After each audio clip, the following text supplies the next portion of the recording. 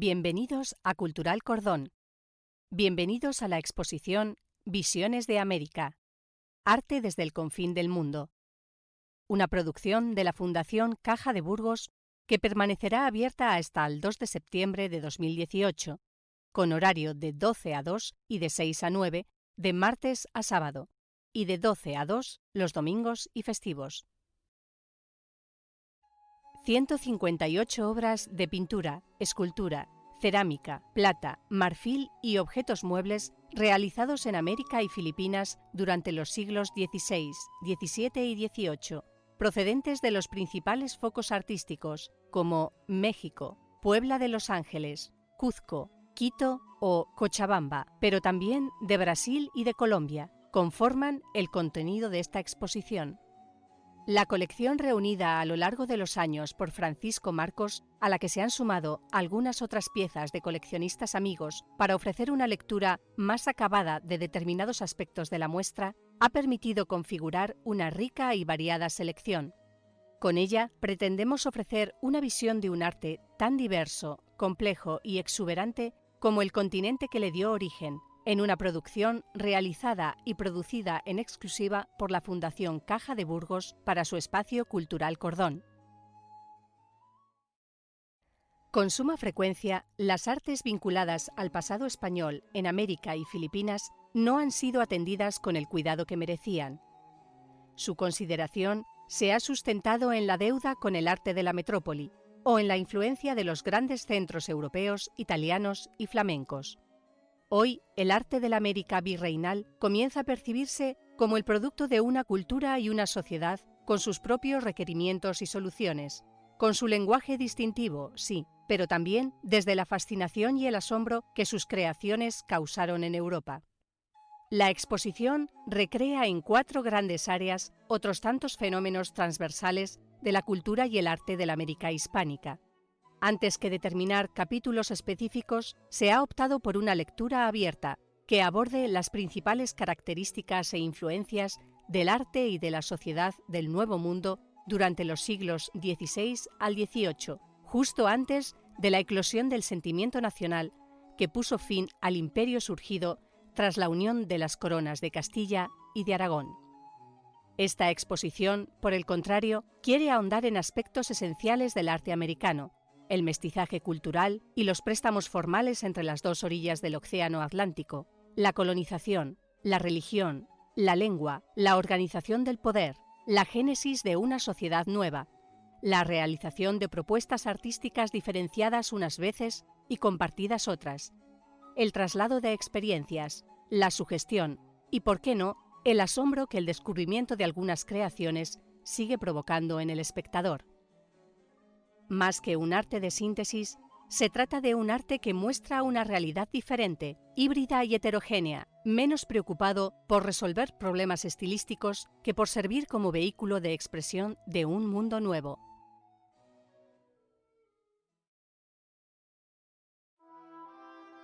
Desvelar el nuevo mundo. La imagen visual y mental de América. Una perspectiva europea. La idea del descubrimiento como un fenómeno acabado y completo, determinado por la fecha emblemática de la llegada de Colón a América en 1492, está lejos de corresponderse con la realidad.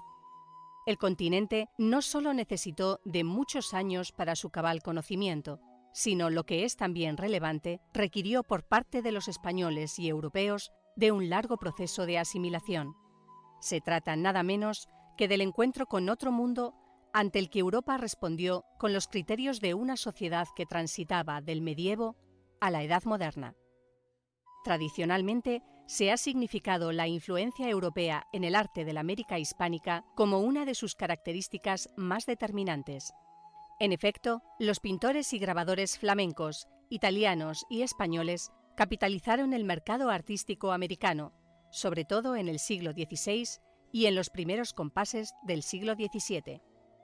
Bien con obras importadas, bien con estampas y libros, o bien con la llegada y el asentamiento de artistas del viejo continente, estos primeros compases están dominados por el monopolio comercial de la monarquía española y por una celosa Inquisición que desea controlar al extremo las representaciones plásticas en el Nuevo Mundo. Esa vigilancia en el cumplimiento de los dogmas apenas permitió la participación de artistas indígenas en la elaboración de imágenes en los años iniciales de la conquista. Los flamencos y los españoles se asentaron prioritariamente en Nueva España, mientras los italianos lo hicieron en Perú. Junto a ellos, de manera paulatina, fueron surgiendo nuevas generaciones de artistas, ya plenamente asentados en América, que adaptaron a los gustos locales las formas y temáticas que la creciente clientela criolla y mestiza solicitaba. Huida a Egipto. Finales del siglo XVII, comienzos del siglo XVIII. La presencia de elementos procedentes de la tradición precolombina prácticamente fue nula en el arte hispanoamericano. Al contrario, se necesitaba representar modelos reconocibles que difundieran el nuevo orden político y religioso. Los conquistadores recelaban de los artistas locales y de su capacidad para reproducir fielmente los dogmas del catolicismo. Desde comienzos del siglo XVI, los artistas españoles y flamencos enviaron obra a América antes de radicarse en Ciudad de México. El sevillano Andrés de Concha, el toledano Alonso Franco, el vasco Baltasar de Chave o el vallisoletano Alonso López de Herrera capitalizaron el arte durante casi una centuria, hasta que, en torno a 1625, los pintores nacidos en Nueva España comienzan a adueñarse del mercado. En el Virreinato de Perú fueron los italianos los predominantes desde la llegada del jesuita Bernardo Vitti. Tras él, Angelino Medoro y Mateo Pérez de Alessio pusieron los cimientos de la pintura en el sur de América. Entre los más destacados artistas nacidos ya en suelo americano destaca Melchor Pérez de Holguín. Toda su vida parece discurrir en la Villa Imperial de Potosí, aunque otras fuentes le sitúan en Sevilla como discípulo de Murillo y Francisco Pacheco. Sea como fuere, Holguín practicó una pintura realista y barroca, muy al estilo de Zurbarán, con figuras ascéticas en su primera época, hasta que se decanta por un tipo de obra que le acabará definiendo: multiplicidad de figuras para narrar una historia, colorido brillante y detallismo. Junto a sus cualidades pictóricas, hoy resulta indispensable por su capacidad para retratar costumbres y lugares en la sociedad potosina.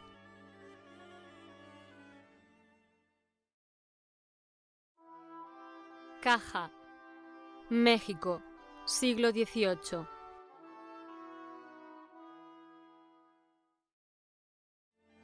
La idea occidental y el trabajo americano. Con ese enunciado sintetizaban los investigadores Víctor Nieto y Alicia Cámara la presencia de elementos figurativos y técnicas decorativas de procedencia europea frente a la escasez de motivos autóctonos, máxime teniendo en cuenta el enorme volumen de obra realizada en el continente americano.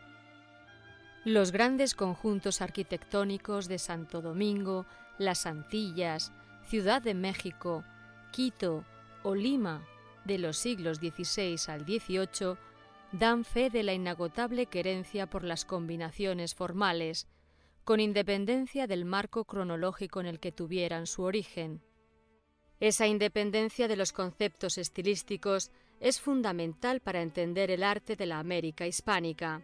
En su heterodoxia está precisamente su principal valor. Las artes decorativas acentúan aún más esa independencia. Mantienen en ocasiones formas y técnicas invariables a lo largo del tiempo, hallazgos decorativos de éxito que perviven durante decenios, como sucede con los motivos geométricos de procedencia hispanoárabe. Taraceas geométricas que se pueden rastrear también en las cubiertas artesonadas mudéjares de la iglesia de Santo Domingo de Quito o del exconvento de la Asunción, hoy catedral de Tlaxcala, México. La taracea es sin duda uno de los aspectos determinantes del mobiliario español. La técnica fue adaptándose a los distintos estilos hasta bien entrado el siglo XVIII. La incrustación de maderas preciosas era conocida desde el antiguo Egipto y fue perfeccionada y difundida por los árabes desde Al-Ándalus. En origen, se trató de incrustar en madera dura pequeñas láminas de maderas y preciosas. Con el tiempo, el embutido se transformó en un encolado superficial sobre una base plana. Una de las tipologías más populares fueron las pequeñas arquillas hispano-árabes, que aumentaron de tamaño y fueron variando de aspecto en época mudéjar. En la península ibérica se fabricaron en Sevilla, Granada y Toledo, y no son extrañas a la tradición italiana o de otros lugares de Europa. En la América hispánica son más comunes allí donde más se desarrolló el mudéjarismo. Un rasgo distintivo es su tamaño generoso, la amplitud de los detalles geométricos, el trazado sintético de los entrelazos y el embutido de materiales autóctonos como el carey y la madreperla frente a las variantes orientales.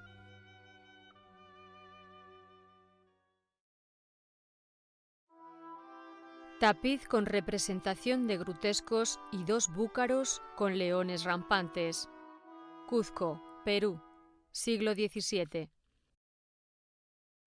Otro de los aspectos relevantes de la influencia europea en las artes decorativas americanas tuvo que ver con la adaptación de tipologías importadas, como fue el tapiz, pero que entroncaban directamente con las tradiciones locales. Los finos tejidos elaborados por los incas sobrevivieron transformados en las colgaduras ornamentales al gusto de los conquistadores. Los artesanos locales continuaron además fabricando uncus, túnicas y yikyas, capas cortas, para la nobleza inca. Los tapices coloniales de inspiración europea presentan un carácter marcadamente decorativo, con una multiplicidad de motivos pequeños organizados generalmente en un campo y una o varias orlas, y a veces con un escudo de armas en el centro del tapiz. Son excepcionales los tapices con escenas narrativas, así como la realización de series. La influencia del arte italiano en el virreinato del Perú se manifiesta también en el ámbito de las artes industriales.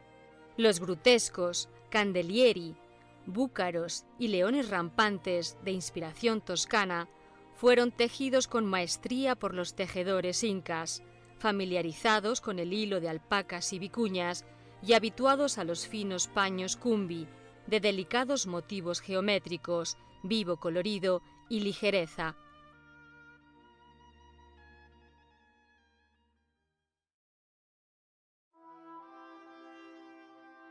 Mestizaje e identidad. Personalidad y originalidad. Lo distintivo y lo compartido.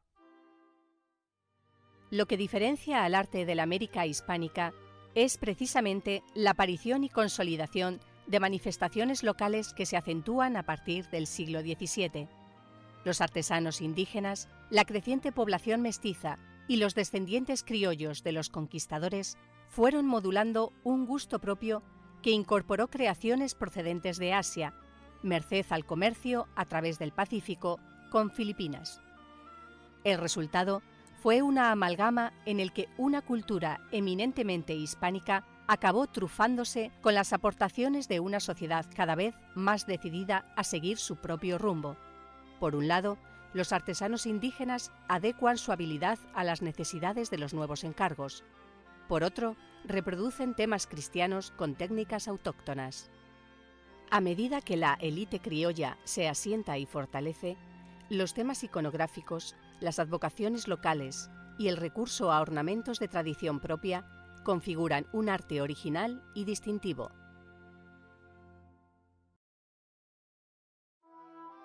Cuadro de casta, México, siglo XVIII.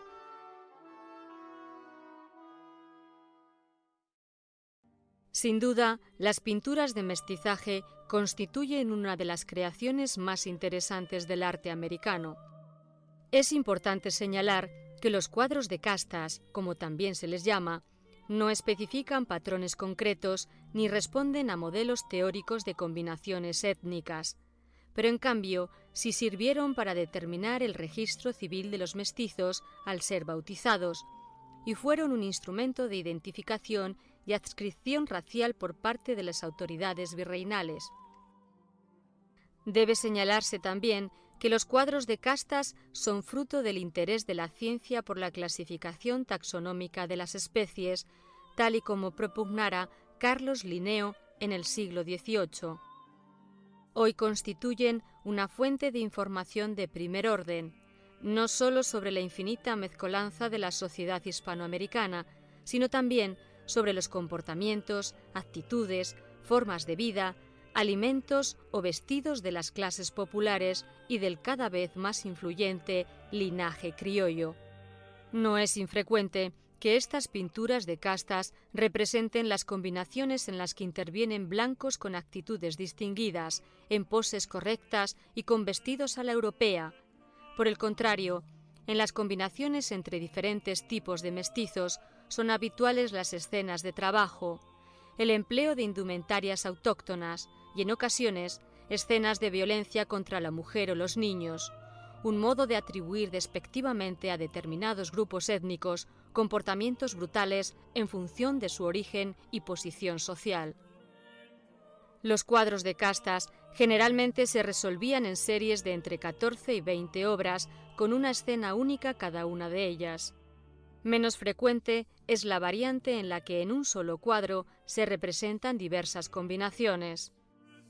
Aunque son más conocidas las firmadas o atribuidas a grandes artistas como Miguel Cabrera, muchas de ellas son anónimas y fueron realizadas para un público europeo ávido de exotismo y curiosidad.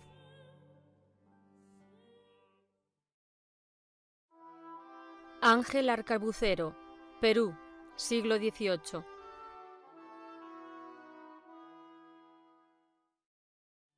No existe en Europa precedentes de la iconografía de ángeles armados.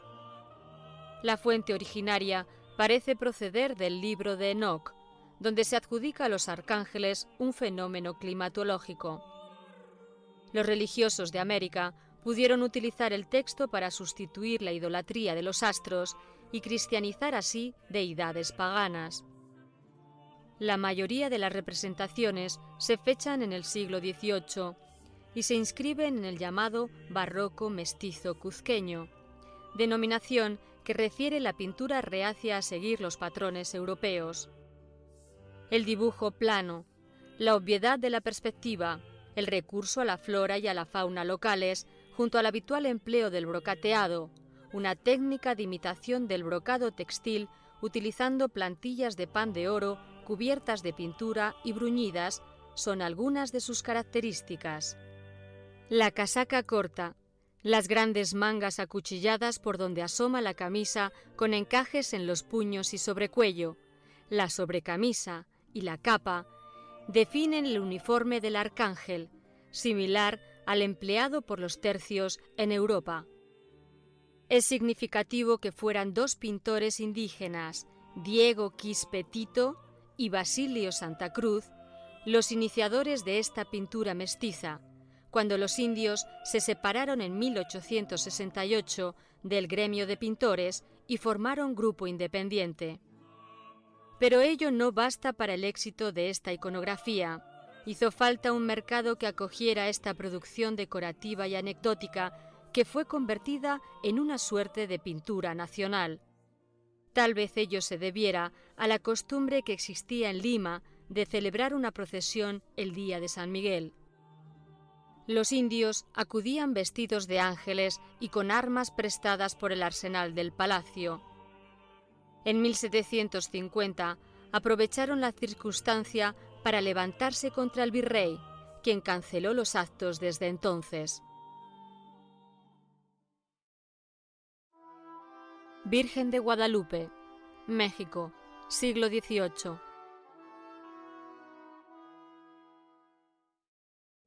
La difusión inaudita que alcanzó la Virgen de Guadalupe convirtió su representación en el fenómeno de transmisión cultural entre España y América más popular. Toda la península ibérica recibió o encargó pinturas alusivas de la Inmaculada mexicana, muy en particular a partir de la segunda mitad del siglo XVII. La iconografía y temática de la Virgen de Guadalupe supera su propia entidad artística. Fue el primer testigo cultural netamente americano, convertido en la encarnación del triunfo de la sociedad criolla. Es también el testimonio de la paz política alcanzada en Nueva España, el emblema de la síntesis racial, el pilar de la propagación de la religión católica entre los indígenas y, muy en particular, el motor de una nueva nacionalidad. La Inmaculada representada nos recuerda los rasgos de una joven de raza conocida prehispánica.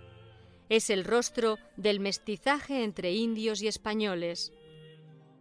Todo ello no era más que una aspiración para los rectores políticos de Nueva España, cuando en 1531 el indio Juan Diego, de camino hacia su parroquia, oyó armoniosas voces y cantos de aves en el cerro del Tepeyac.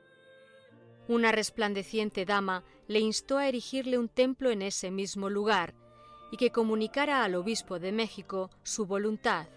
Pero no lo hizo así Juan Diego, hasta que pasados unos días, la Virgen salió a su encuentro de nuevo y depositó en su tilma un manojo de flores que debía presentar al obispo como prueba.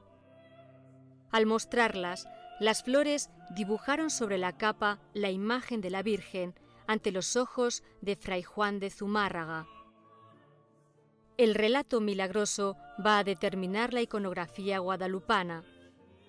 La imagen exenta, tal y como quedó impresa en la tilma de Juan Diego, presenta un rostro grave y noble de color perlado, busto modesto y manos en el pecho, ropaje rosado bordado de flores y velo azul que le cubre la cabeza.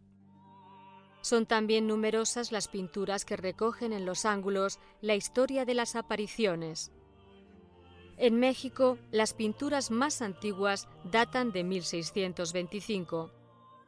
Desde mediados del siglo XVII se constata una auténtica especialización entre los pintores mexicanos. Uno de ellos, Juan Correa, tal y como relata su discípulo Miguel Cabrera, tomó perfil a la misma imagen original, con el apunte de todos sus contornos, trazos y números de estrellas y rayos, contribuyendo así a fijar una iconografía en la práctica invariable.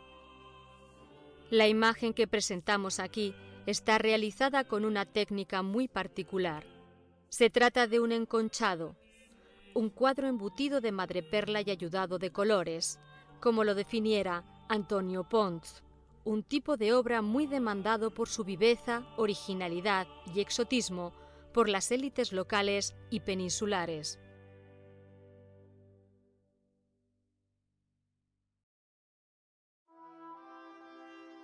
Orden y estatus. Arte para el poder. Arte para persuadir. Pocas veces la relación entre arte y sociedad se manifiesta de forma más apasionante. El arte de la América hispánica hubo de plegarse a un poder dúplice, cuando no triple, jerarquizado desde los púlpitos de iglesias y monasterios, desde los palacios de la aristocracia local y desde la metrópoli. A medida que el patrocinio de las artes recayó sobre las élites criollas, fueron afianzándose las tradiciones regionales que en gran medida están también en el origen de las nuevas repúblicas, sociedades racialmente divididas, gobernadas por descendientes de españoles cada vez más alejados de la corona. El proceso de evangelización fue de la mano de la conquista. La fidelidad a la monarquía y a la Iglesia sirvió desde el primer momento como factor de cohesión y de unidad.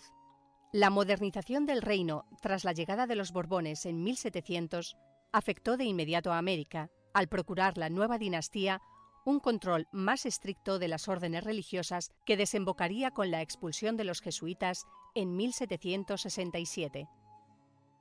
Nada serviría mejor a los intereses de los poderes civiles y religiosos que el lenguaje del barroco.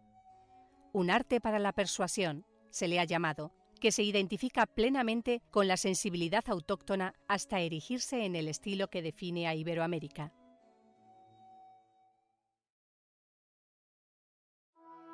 Retrato de Hernán Cortés.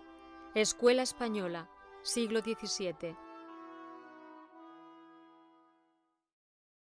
Pocas personalidades en la historia de España resultarán tan controvertidas como la del conquistador de México. Su vida, trufada de relatos ciertos y leyendas, se sintetiza en el sometimiento del Imperio Azteca, estimado en unos 15 millones de habitantes en apenas 2 años. Llegado a América con 11 barcos, 600 hombres, 14 caballos y 4 piezas de artillería, desplegó su inteligencia militar y sus dotes diplomáticas al aliarse con otros pueblos vasallos de los aztecas y conseguir su apoyo en la conquista. Lo hizo además en contra de las órdenes de su superior, el gobernador de Cuba, Diego Velázquez, y de enfrentarse a las tropas de Pánfilo de Narváez, enviado para apresarlo y devolverlo a España. La destrucción de Tenochtitlán, las expediciones al Yucatán, Guatemala y Honduras fueron detalladas en las 4 cartas de relación que envió al rey. Nombrado gobernador de Nueva España en 1522, fue destituido 6 años después por Carlos V, deseoso de limitar el poder de los conquistadores.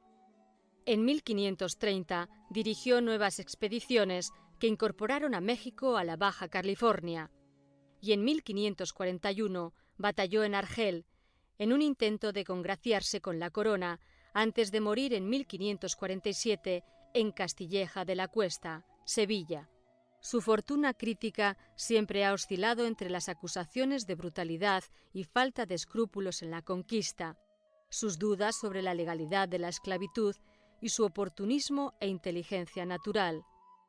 Menos veces se refiere que Cortés es un fiel reflejo del Renacimiento europeo, admirador de la cultura mexica y a la par impelido a su dominio.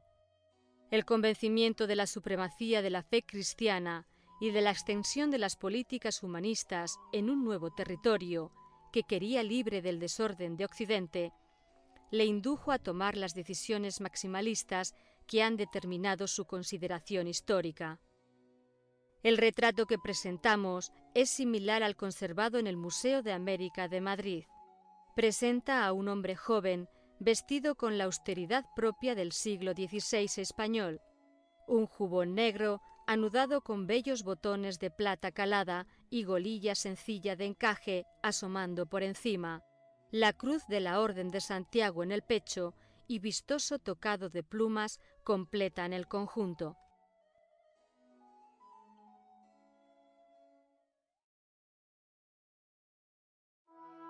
San Francisco Condonantes, México, siglo XVIII.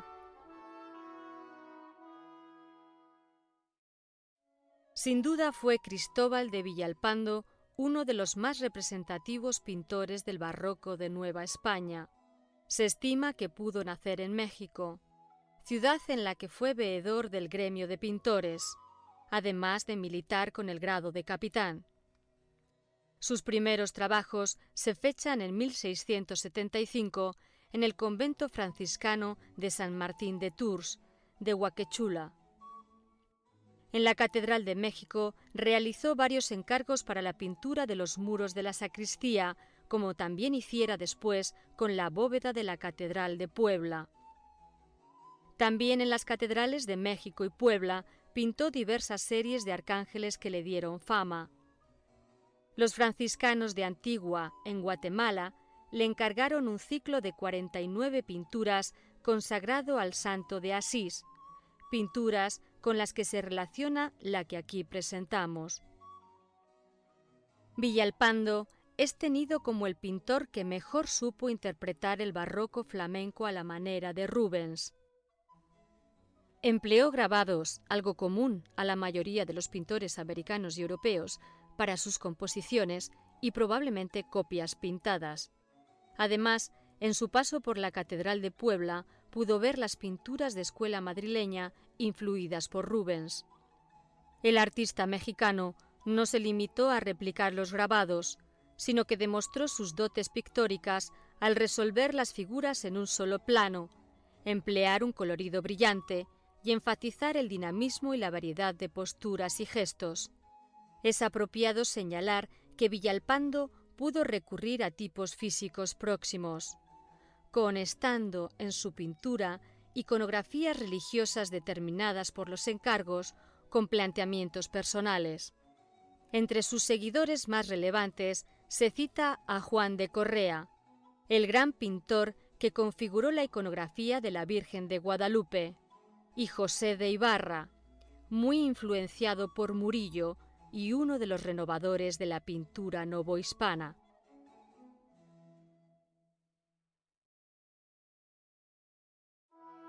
Fuente: México, siglo XVIII.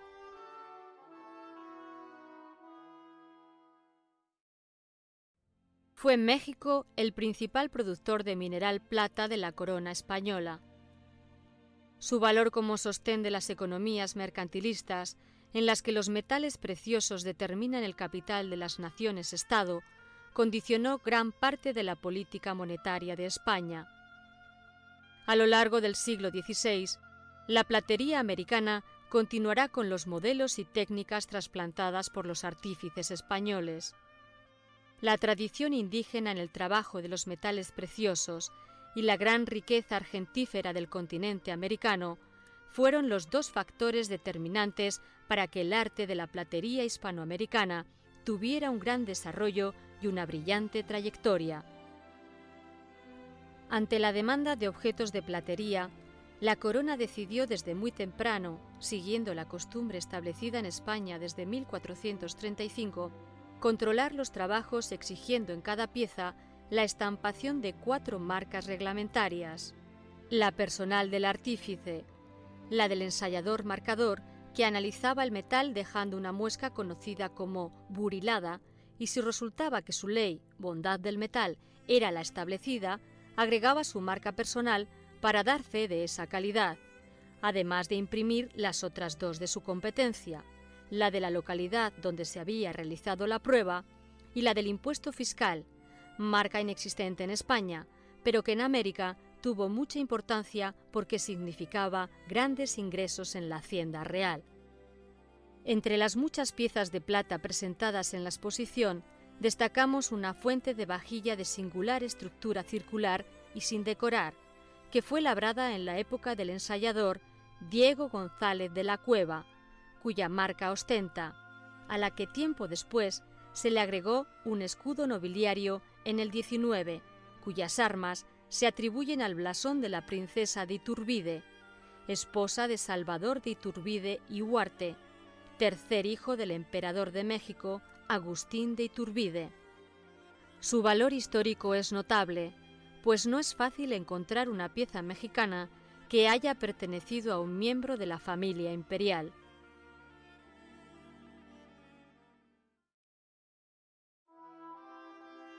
Exotismo y orientalismo. Influencias y estereotipos en un arte compartido entre 3 mundos. Una de las grandes aportaciones del arte de América a nuestro acervo cultural tuvo que ver, curiosamente, con su relación con Asia. En 1573, los españoles establecieron un asentamiento en Manila. Las islas Filipinas estaban bajo jurisdicción del virrey de Nueva España. Una vez al año, las embarcaciones realizaban la ruta entre Acapulco y Manila. Hacia Filipinas, la carga española transportaba plata, que se intercambiaba por productos de lujo manufacturados en Japón y China. Después, por tierra, las mercancías se trasladaban hasta Veracruz, desde donde partían rumbo al puerto de Sevilla. El galeón de Manila o el galeón de Acapulco permitió que México se convirtiera en una cabeza de puente entre Europa y el Extremo Oriente. El exotismo, como cualidad artística, es consustancial al arte americano. Por desconocido y ajeno, sus elementos formales resultan atractivos a los ojos occidentales. Los recursos a la flora y fauna autóctona, el empleo de técnicas desconocidas o los relatos sobre las sociedades e imperios de la América precolombina sedujeron a viajeros y coleccionistas ávidos de novedades. Su mirada asombrada ante las manifestaciones artísticas con las que querían construir a medida un ilusorio mundo de suntuosidad y esplendor permanece hoy en el imaginario popular.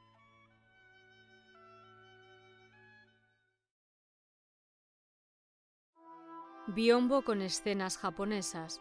México, siglos XVII-XVIII. Entre los productos más apreciados llegados a América desde Asia estaban los biobos, palabra que dio origen al término español biombo. Se trataba de mamparas japonesas móviles utilizadas para dividir las habitaciones. La primera de ellas, de la que se tiene noticia, llegó en 1573 y rápidamente fue acogida en Nueva España con entusiasmo, transformándolas en un nuevo soporte para la representación de motivos, escenas y series. Sobre las hojas de los biombos se plasmaron todo tipo de asuntos, bien compartimentados en distintos registros en cada una de las hojas, visibles tanto en el anverso como en el reverso, o bien desarrollando una sola escena en la totalidad de la superficie. También gustaron los que evocaban las creaciones orientales, con imitaciones de los efectos de la laca y los ebonizados, y detalles pictóricos en sustitución de las incrustaciones de piedras preciosas, madreperlas y carey. Un detalle curioso del biombo que encabeza este comentario es que los rasgos de los protagonistas, aun vestidos a la moda japonesa, resultan más occidentales que asiáticos. El interés americano por el biombo se relaciona, según apunta Jonathan Brown, con el nacimiento y el desarrollo del nacionalismo criollo, ávido por crearse una identidad diferenciada de los españoles peninsulares.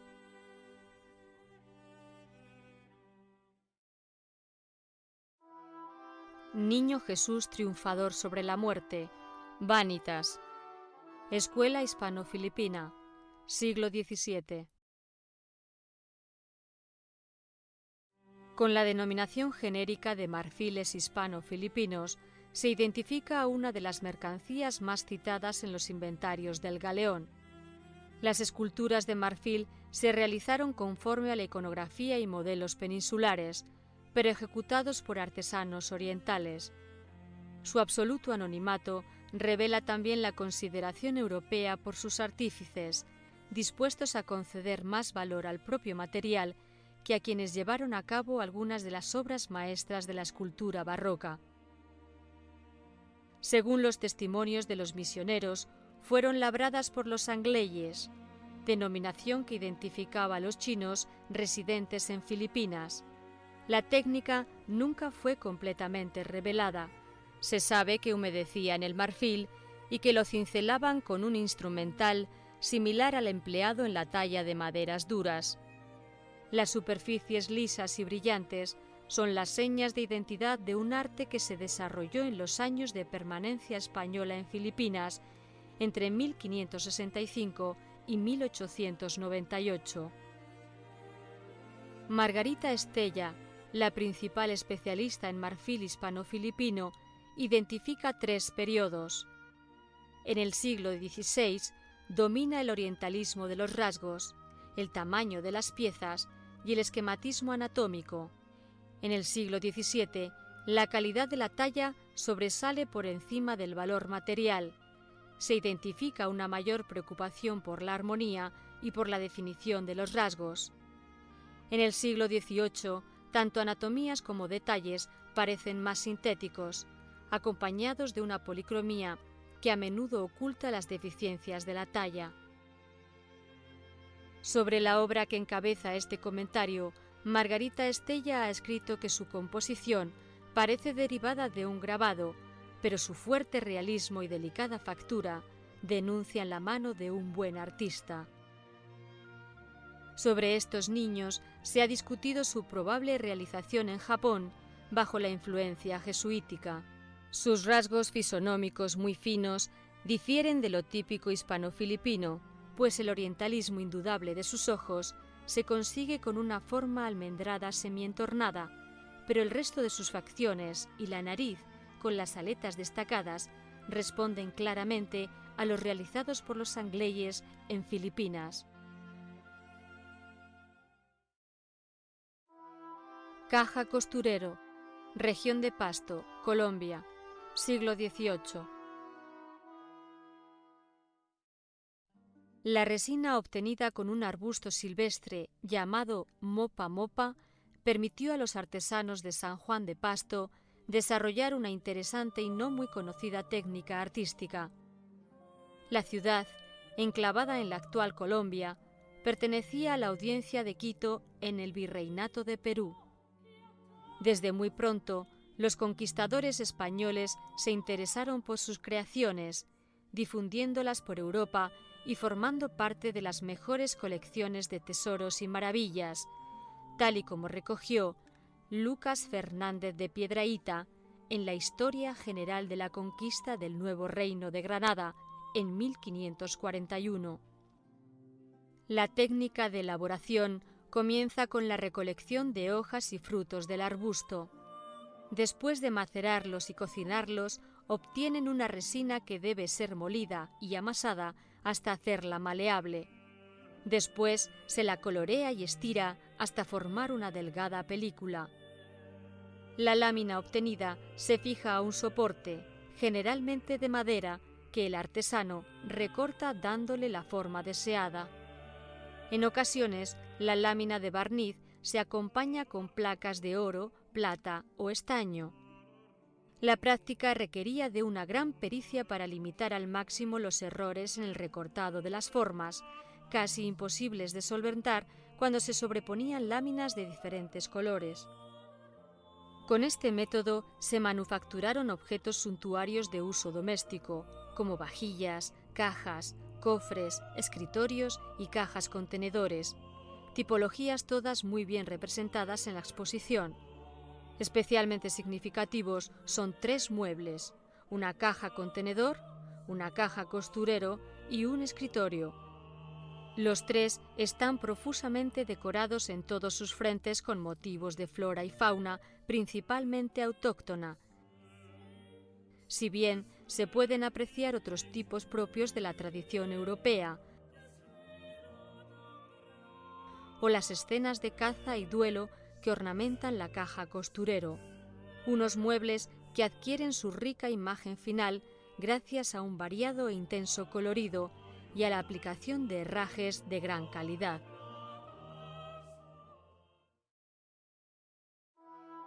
Tinaja, cerámica de Tonalá, siglo XVIII. Estas cerámicas de barro rojo se conocían como lozas de Guadalajara y Tonalá, región de Nueva Galicia, en el Virreinato de Nueva España. El secreto de esta cerámica se debía a la fragancia y sabor que daba al agua. Las 2 tinajas que se presentan en la exposición pueden identificarse con tibores, tipología de origen asiático. La que ilustra este comentario procede de Sayula, Jalisco. Aparece policromada y bruñida, decorada con un gran águila bicéfala esplayada y un cordero a sus pies. Sobre las columnas que enmarcan el motivo central aparecen sendos querubines en relieve, felinos en los laterales y 2 leones modelados junto a las asas animan una composición decorada con adornos vegetales y aviarios. La peana es de madera tallada filipina del siglo XIX. Los tibores fueron utilizados como elemento decorativo y sobre todo como recipiente para transportar especias en la ruta comercial del galeón de Manila, adaptándose al gusto novohispano en su decoración. La exposición Visiones de América, Arte desde el Confín del Mundo, es una producción de la Fundación Caja de Burgos que permanecerá abierta hasta el 2 de septiembre de 2018. El catálogo Visiones de América, Arte desde el Confín del Mundo puede adquirirse en la sala de exposiciones y en www.cajadeburgos.com/publicaciones.